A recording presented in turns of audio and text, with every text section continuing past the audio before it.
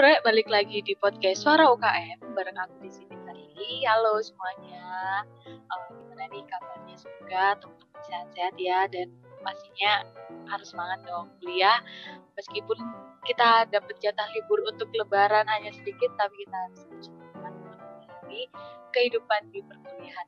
Oke, langsung aja. Tentunya yang pastinya di episode kali ini aku nggak akan sendirian dan pasti aku akan tamu yang sangat spesial. Di sini aku udah bareng sama Mas Dimas. Halo Mas Dimas, mungkin boleh perkenalan nih Iya, buat teman-teman dengar. oke. Sebelumnya perkenalkan, nama lengkapku Kristiani Mas Renggana, tapi biasa dipanggil Dimas saja.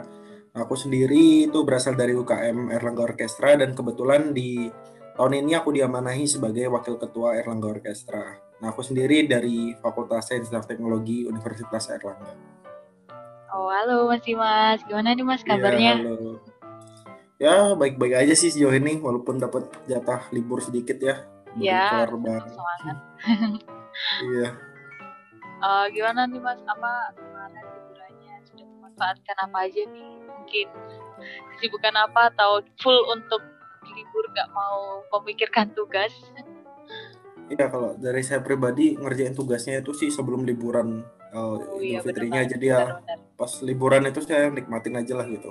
Oh iya, Enjoy aja. nih Iya, buat teman-teman dengar ya, jadi harus dikelarin dulu biar liburannya nggak ada tanggungan gitu ya Mas, gak ada beban iya pikiran. benar banget tuh. Oke, nah teman-teman pendengar nih, jadi masing-masingnya adalah perwakilan dari UKM Erlangga Orkestra, Erlangga. Nah, mungkin dari Mas Dimas nih, boleh nggak sih Mas ceritakan sedikit tentang UKM ini buat teman-teman pendengar nih, mungkin bisa menceritakan tentang kegiatan yang bisa dilakukan. Silakan Mas. Oke, kalau Erlangga Orkestra ini sebenarnya kan sudah berdiri semenjak tanggal 15 Januari 2011 ya. Terus saat ini sendiri itu kita beranggotakan kurang lebih 100 orang lah gitu, yang terdiri dari player. Jadi di kita itu ada tiga bagian berbeda gitu untuk orangnya. Untuk orangnya itu ada player, terus ada kelas belajar dan juga ada manajemen. Manajemen itu yang anggap aja pengurus gitu. Terus ada player. Player itu orang yang biasanya udah bisa main di beberapa event penting. Nah, kalau kelas belajar itu orang yang masih dalam tahap belajar untuk menuju menjadi player gitu. Nah, kurang lebih orkestra itu gambaran besarnya seperti itu. Nah, dulu itu di 2011 UKM ini didirikan sama mas-mas yang namanya Chandra Dinata gitu. Nah, jadi UKM ini didirikan pada 15 Januari 2011 sama Mas Chandra Dinata. Nah, sebenarnya nama Erlangga Orkestra ini nggak langsung Erlangga Orkestra dari awal, tapi ada perjalanannya. Jadi di awal itu namanya masih Erlangga Violinist Community. Jadi itu masih kumpulan orang-orang pemain violin aja. Nah, itu kemudian berubah lagi menjadi Erlangga Symphony Orchestra, berubah menjadi Erlangga Chamber Orchestra, dan akhirnya sekarang namanya itu adalah Erlangga Orkestra. Nah, jadi walaupun kita namanya orkestra ini bukan berarti beranggapan bahwa semua lagu yang kita bawain itu adalah lagu-lagu orkestra aja, tapi kita juga sering kok bawain lagu-lagu pop, lagu-lagu normal lainnya gitulah yang nggak harus orkestra banget gitu. Nah, kalau kita sendiri kalau berlatih ya biasalah di Sekre UKM yang ada di UNER itu di lantai 1 ada Sekre UKM Orkestra.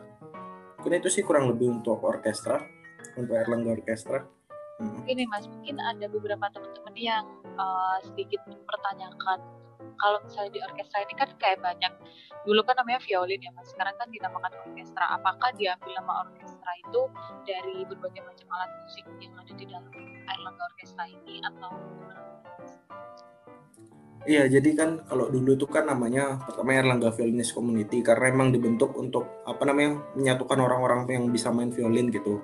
Nah, seiring perkembangannya tuh akhirnya diputuskan untuk membentuk yang namanya orkestra. Jadi orkestra itu kan udah nggak terbatas sekedar pemain violin lagi gitu, tapi itu bisa menyatukan hampir semua alat musik yang ada kan gitu.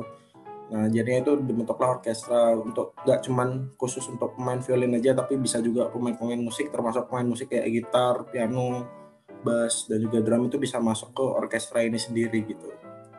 Berarti kira-kira ada batasan gak sih Mas, kayak misalnya harus yang udah biasanya orkestra mainkan ya harus itu, misal di luar yang kita nggak tahu misalnya harmonika itu kan kayak jarang banget gitu ya Mas beli gitu, kira-kira bisa nggak sih Mas, atau kalau misalnya kita main di orkestra itu harus yang biasanya orkestra main, itu gimana Mas?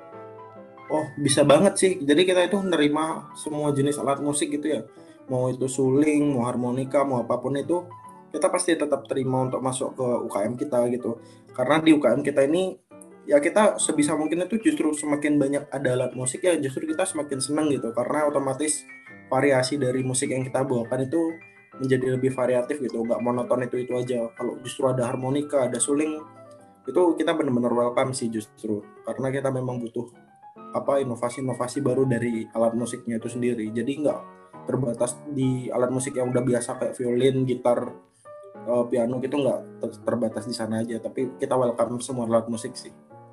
Jadi rame gitu ya mas, berbagai macam alat musik dan berbagai campuran musik gitu ya mas. Iya, rame banget emang Iya kalau di rame. Erlangga Orkestra. Nah, untuk di UKM Orkestra sendiri ini biasanya kegiatan apa sih mas yang di program atau agenda yang biasanya dilakukan? Oke, untuk proker dan agenda ya. Sebenarnya ada beberapa kegiatan yang rutin kita laksanain gitu. Yang pertama itu otomatis ada PUKM ya. PUKM itu kan pengenalan UKM. Itu misalnya kita kegiatan di awal tahun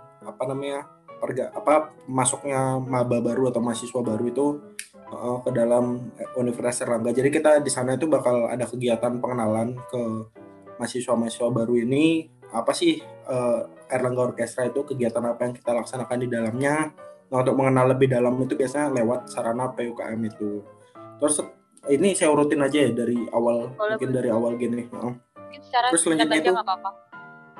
terus selanjutnya itu setelah PUKM itu biasanya kita ada yang namanya seleksi anggota. Nah, seleksi anggota ini ya kita memilih player ya gitu, memilih player. Jadi kita bakal membuka seleksi secara terbuka gitu untuk siapa aja boleh ikut selama dia adalah mahasiswa mahasiswa Universitas Erlangga. Nah, itu dia boleh ikut seleksi anggota ini. Nah, nanti seleksinya ini akan terbagi menjadi 2 tahap, yaitu wawancara dan juga tes. Nah, nanti ketika tes itu ya kita akan nyeleksi dari mungkin cara dia bermain gitu, terus seberapa paham dia tentang orkestra, terus cara mainin alat musiknya itu seperti apa. Nah, itu kita bakal tes dulu gitu untuk kita bisa menentukan gitu kira-kira orangnya ini udah bisa untuk menjadi player atau memang harus mengembangkan dirinya lagi lewat proses kelas belajar gitu. Nah, nanti kalau diwawancara ya wawancara seperti biasa untuk memastikan seberapa keinginan aja sih anak itu untuk masuk di Erlangga Orkestra. Nah, selesai diseleksi itu biasanya kalau udah pengumuman anggota, ya nanti kita bakal ada beberapa event lah yang biasa kita laksanain tuh. Kalau biasanya kalau sebelum pandemi ya, ini kan karena pandemi. Nah, sebelum pandemi itu kita biasanya selalu mengiringi prosesi wisuda. Jadi setiap ada wisuda di Universitas Erlangga itu kan bakal ada musik yang ngiringin. Nah, musik yang ngiringin itu biasanya dari kita, dari Erlangga Orkestra itu. Jadi setiap wisuda bakal main musik di sana gitu. Terus selain event wisuda mungkin karena kita nggak terbatas di UNER aja gitu mainnya, kita juga bisa tampil di acara luar eksternal. Jadi kita itu ada yang namanya perform gitu. Perform ini kita entah membuat ada job dari luar gitu, terus minta tolong ke kita untuk main di eventnya, itu biasanya kita ada kayak gitu. Terus kita juga bisa mengikuti perlombaan atau juga yang sempat kemarin itu kolaborasi dengan orkestra lain gitu. Jadi itu ada banyaklah kegiatan-kegiatan di Erlangga Orkestra gitu. Selain itu kita juga ada acara puncak biasanya kalau masih offline itu yang namanya konser gitu. Jadi kita bakal bikin sebuah konser besar gitu yang kita mainin mungkin 10 atau lebih lagu gitu dalam satu performance kita. Nah, itu biasanya itu acara terbesarnya Erlangga Orkestra sih sebagai acara eksternalnya. Nah, selain itu juga ada untuk acara internal Erlangga Orkestra sendiri itu ada musical camp. Jadi musical camp ini kita bakal kayak malam keakraban gitu, kegiatan keakraban ya kita sambil belajar musik dan akrabkan diri lah satu sama yang lain. Mungkin kurang lebih itu sih kegiatan-kegiatan yang ada di Erlangga Orkestra. Banyak banget ya mas ternyata kegiatan di UKM Iya, banyak Orkestra banget ini. emang. Jadi kangen offline ya mas. Iya, wah Kegiatan kangen offline. banget sih offline. Kayak aku pernah denger deh mas pada waktu masih offline tuh kayak denger anak orkestra ini kayak main di gitu ya, rame Iya sering. Oke. Udah bicara tentang kegiatan yang banyak banget dilakukan di UKM Orkestra ini Mas? Untuk dari Mas sendiri nih selaku anggota yang sekarang jadi wakil, untuk pengalaman yang biasa yang paling teringat ya Mas ketika masa-masa di UKM apa yang sulit deh buat diri Oke. Pengalaman yang paling ku ingat ya. Jadi sebenarnya ada satu kegiatan rutin lagi di Erlangga Orkestra, itu namanya latihan rutin gitu, dimana kita emang melatih diri kita untuk bermain musik setiap minggunya 1 hari gitu misalkan. Nah, yang paling saya ingat itu adalah ketika latihan rutin untuk konser. Jadi kan sebelum pandemi itu seharusnya kita ada ngadain konser di bulan April 2020 yang lalu, itu kita harusnya ngadain konser. Nah, cuman karena pandemi kan memang jadinya konsernya batal karena nggak boleh ngadain acara yang berkerumun. Nah, itu selama proses latihannya itu benar-benar bikin saya teringat banget sih gitu. Karena memang saya juga awalnya itu masih cukup buta dengan orkestra gitu ya, karena saya dari kecil itu main musiknya itu bukan untuk orkestra gitu, tapi untuk ngeband umum gitu. Nah, untuk masuk ke orkestra itu saya buta banget. Nah, dari latihan rutin itu saya mulai belajar dari nol sampai akhirnya bisa main bareng teman-teman yang udah orkestra lain gitu.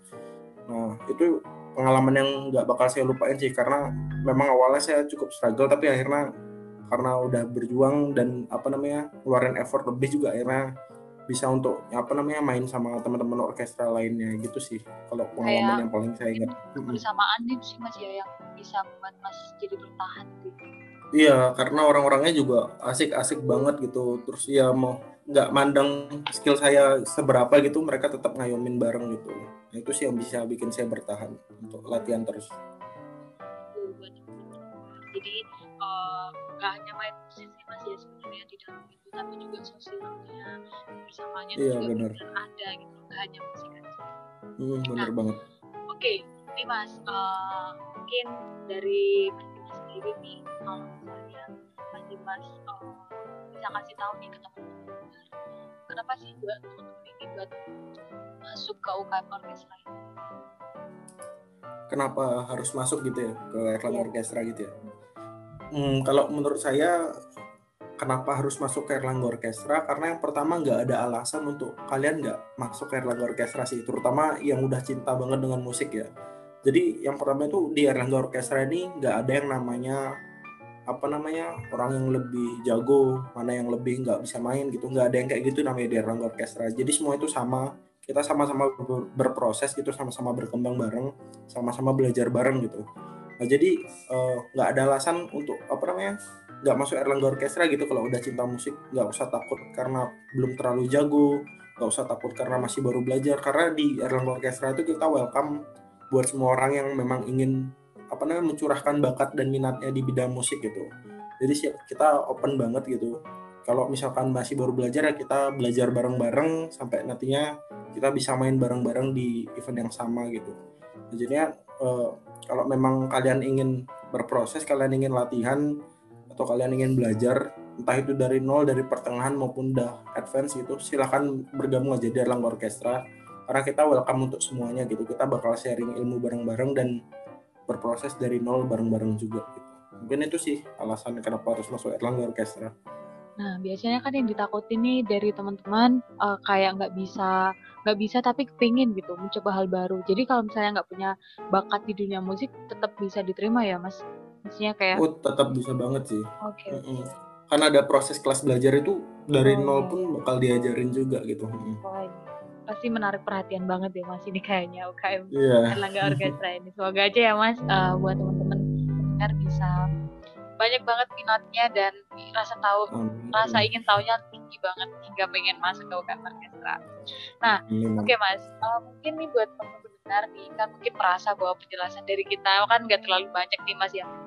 Karena biar mereka masuk ya Mas, masuk ke UKM Erlangga Orkestra. Nah, mungkin dari Mas sendiri bisa kasih tahu nih buat benar kalau misalnya mau tanya lebih lanjut atau ingin tanya di luar jam apapun deh, di luar kampus, itu bisa ngehubungin ke sosial medianya dari Erlangga Orkestra.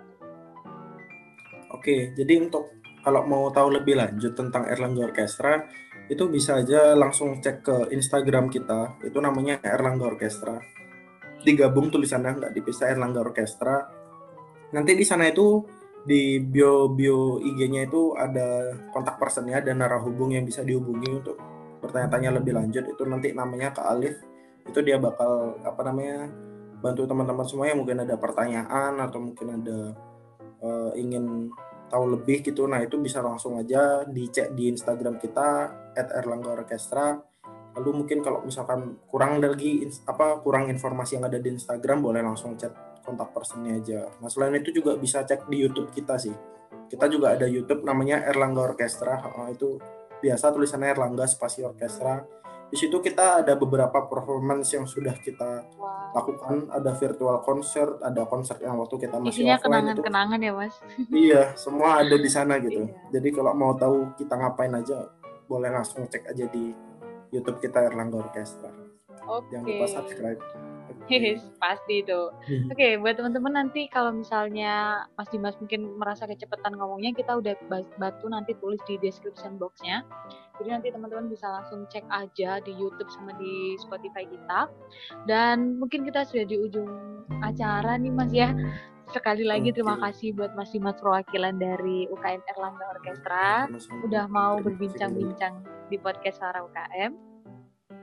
Oke. Terima kasih kembali. Buat teman-teman, terima kasih yang sudah mendengarkan episode ini. Jangan lupa buat ikutin terus di podcast Suara UKM di episode selanjutnya. Pasti bakal seru banget. Kita bisa mendengar cerita dari berbagai pandang sudut dari UKM-UKM yang ada di Universitas Erlangga. Oke, sekian dari aku dan Mas Dimas, tentunya dari perwakilan Erlangga Orkestra. Dan sampai jumpa di podcast selanjutnya.